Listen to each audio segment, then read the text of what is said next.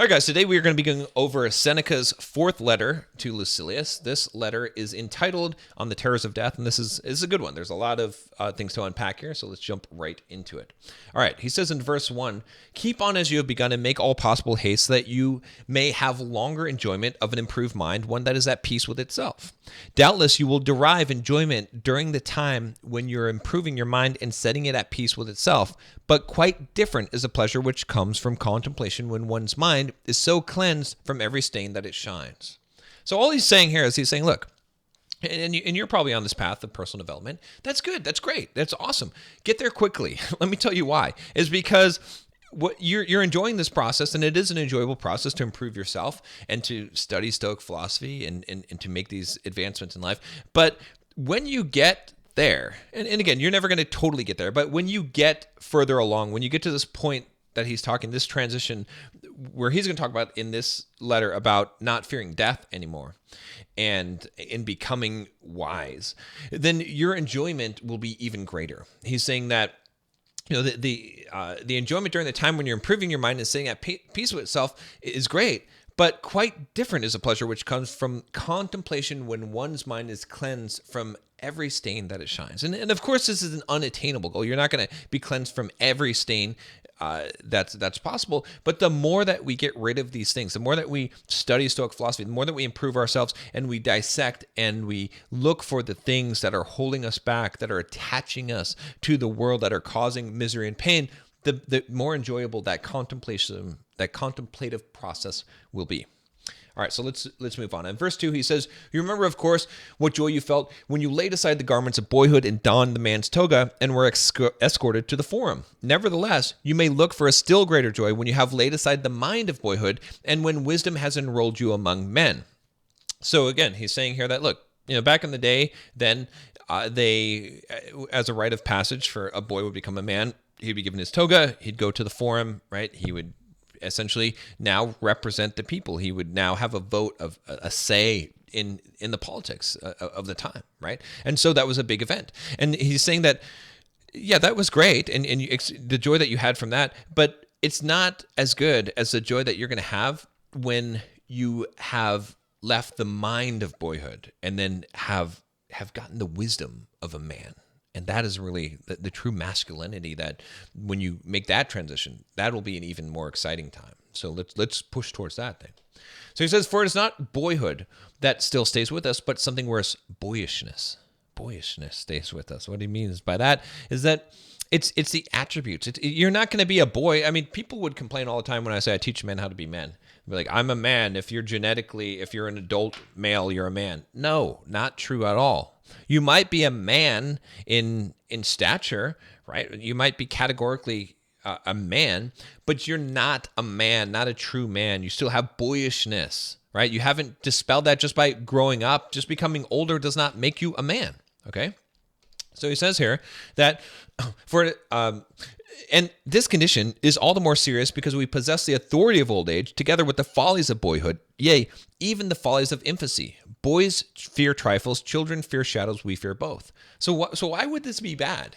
Well, he's saying that we possess the authority of old age. So we have the ability to do what we want to do and, in fact, have authority over other people, yet we're just like a boy, and we still have the problems from being an infant.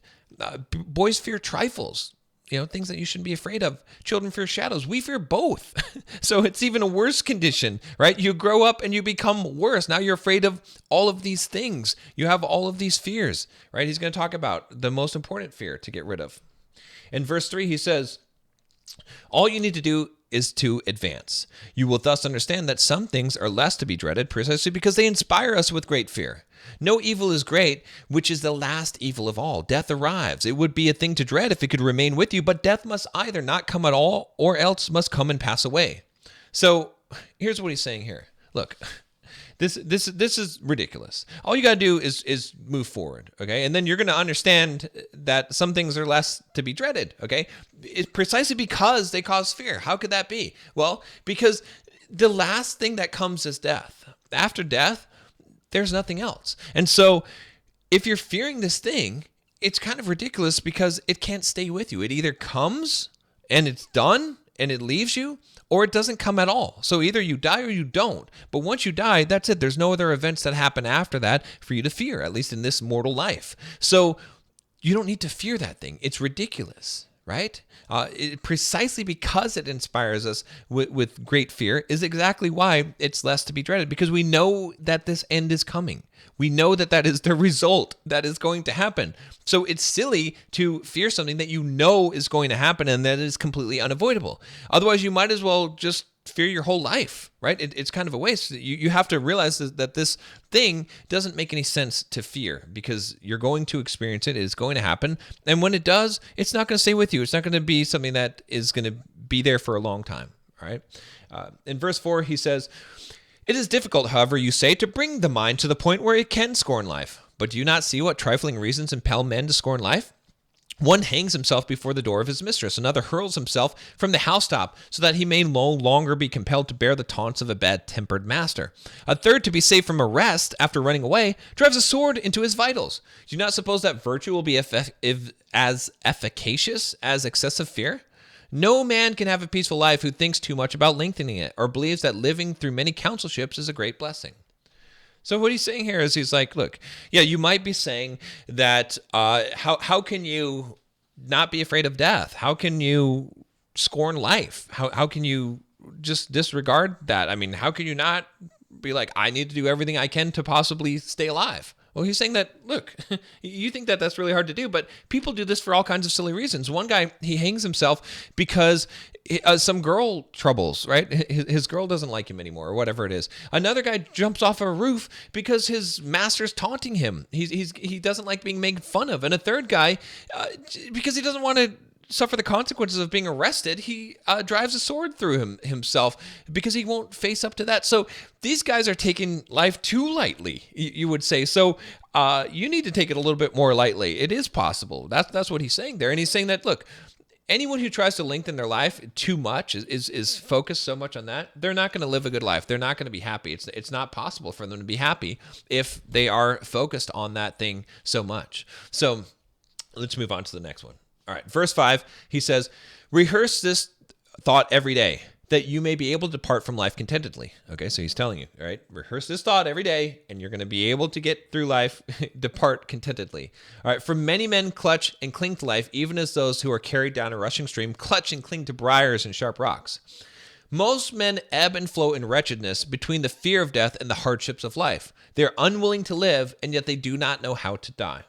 So this is what he wants you to focus on every day. Is he's like, look, this is what you should be thinking about. Think about this, all right? That so many men are clutching and clinging to life, just like being carried down a stream. I've been carried down a stream before, and you're trying to grab onto rocks and everything. It's ridiculous, all right? Basically, men ebb and flow in the wretchedness between the fear of death and the hardship of life. So you're either afraid of death or you're going through the hardship of life. They're not willing to live, and they don't know how to die. So it doesn't make sense. Like it's almost a pointless life. So meditate on that. Think about that every day. Think about how are you doing this? Are you not really living your life, but then you're afraid to lose your life? Pick one. Live your life and let go of the fear of death. That's what he's impelling you to do. All right. Verse 6, he says here, "For this reason, make life as a whole agreeable to yourself by banishing all worry about it. No good thing renders its possessor happy unless his mind is reconciled to the possibility of loss. Nothing, however, is lost with less discomfort than that which, when lost, cannot be missed. Therefore, encourage and toughen your spirit against the mishaps that afflict even the most powerful." So he's saying here, look, all right, don't worry about life, okay? Because you can't be happy unless whatever you have, unless you have reconciled the possibility of loss, and so unless you have basically understood that you can lose that thing and made peace with that, you're not going to be happy with the thing. You will be constantly fearing losing it, right? This happens with money a lot of times, right? As soon as I got a lot of money, I thought I was happy, but then I feared losing the money, and that sucks. So you have to kind of be like, all right, you have to come to peace with it and be like, all right, if I lose it, I lose it. That's how it is. Otherwise, you're going to be dreading your whole life. And he says here that the thing is about this is that nothing is lost with less discomfort when it's lost can't be missed. So your life, you can't miss your life when it's gone, because you're not here to miss it. So you should strengthen yourself against that mishap, and because it afflicts even the most powerful. Every person is going to experience this. So there's no point in fearing this and dreading this and ruining your life over something that is going to happen. In verse 7, he says, for example, the fate of Pompey was settled by a boy and an eunuch, that of Crassus by a cruel and insolent Parthian. Gaius Caesar ordered Lepidus to bare his neck for the acts of the tribune Dexter, and he himself offered his own throat to Chaerea. No man has ever been so far advanced by fortune that she did not threaten him as greatly as she had previously indulged him. Do not trust her seeming calm. In a moment, the sea is moved to its depths. The very day that ships have made a brave show in the games, they are engulfed. So he's saying this, look, no matter how powerful you were, someone can take your life. You're going to die. It's going to happen, right? He's listing all these famous people from the day that met their end, and he's saying that no matter what, no matter how it seems that fortune's treating you and everything's going great, it's going to be taken from you at some point. You can't trust that just because things look good, that death isn't coming for you. It is coming for you. So be prepared for that. In verse 8, he says here, reflect that a highwayman or an enemy may cut your throat, and though he is not your master, every slave wields the power of life and death over you. Therefore, I declare to you, he is Lord of your life that scorns his own. Think of those who have perished through plots of their own homes, slain either openly or by guile. You will then understand that just as many have been killed by angry slaves as by angry kings. What matter, therefore, how powerful he be, whom you fear, when everyone possesses the power which inspires your fear? So now he's saying that, look at this, okay? At any point, someone can kill you. At any point. Every master, right, at this time they had masters and slaves, every master, it doesn't matter if he has a power over a slave. The slave wields the power of life and death. Every slave, if he's like, all right, I don't care about my own life, he could kill you. This exists in society today.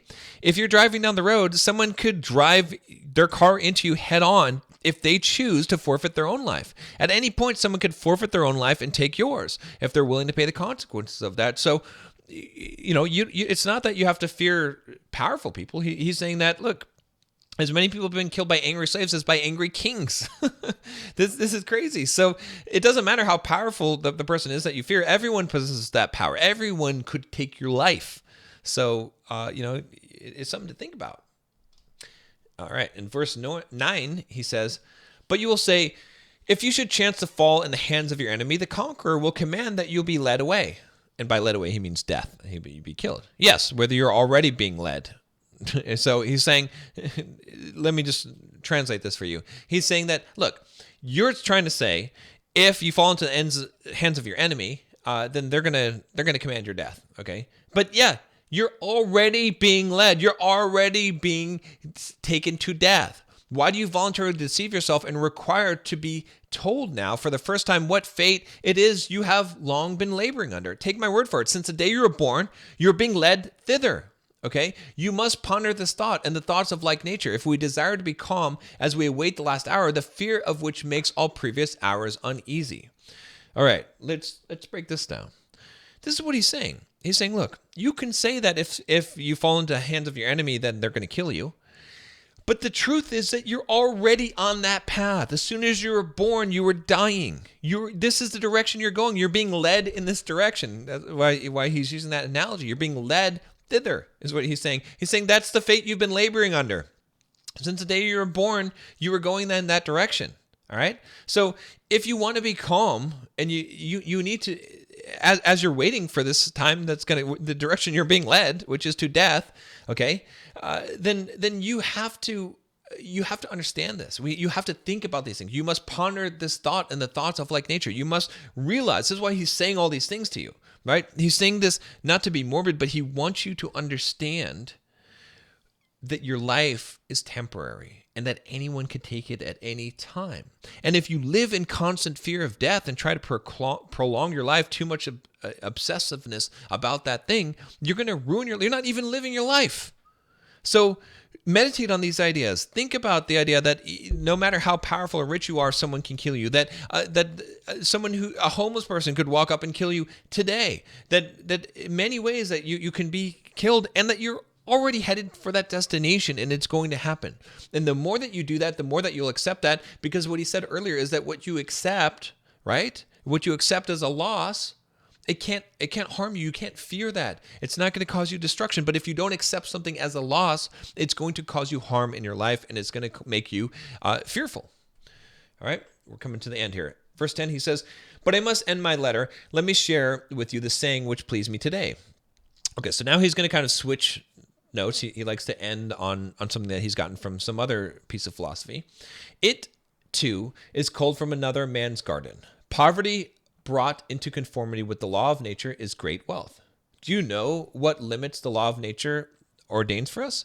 Merely to avert hunger, thirst, and cold. In order to banish hunger and thirst, it is not necessary for you to pay court at the doors of the purse proud, or to submit to the stern frown, or to the kindness that humiliates. Nor is it necessary for you to scour the seas or go campaigning. Nature's needs are easily provided and ready to hand." So what he's saying here is he's like, look, here's the thing. The quote is that poverty brought into conformity with the law of nature is great wealth. Okay, so what do you really need? The law of nature. All you need to do is bring your expectations of the world into conformity with the law of nature, and nature is just to avert hunger, thirst, and cold. That's it. That's you don't. In order to achieve those things, the base needs that you have. You don't have to do much. You don't have to do all the stuff that you're doing, okay? You don't have to kiss up to people. You don't have to do a whole bunch of work. It's going to happen, all right? In verse 11, he says, "It is superfluous things for which men sweat, the superfluous things that wear our togas threadbare, that force us to grow old in camp, that dash us upon foreign shores. That which is enough is ready to our hands. He who has made a fair compact with poverty is rich. Farewell." So he's just leaving this letter by saying, look, these are the things that are making you unhappy. You're trying to get more than what you need. All you need to be happy, if you can be content with food to eat, with a shelter from the cold, and that, then you'll be fine. And that's all that you need. And so he's saying that if you can make that compact with poverty, if you can just accept those things and be happy with those things and not expect more, then you'll be rich, because everything else that you get on top of that will be a bonus. It'll be gravy on top. All right, that's it for today. I'll see you tomorrow.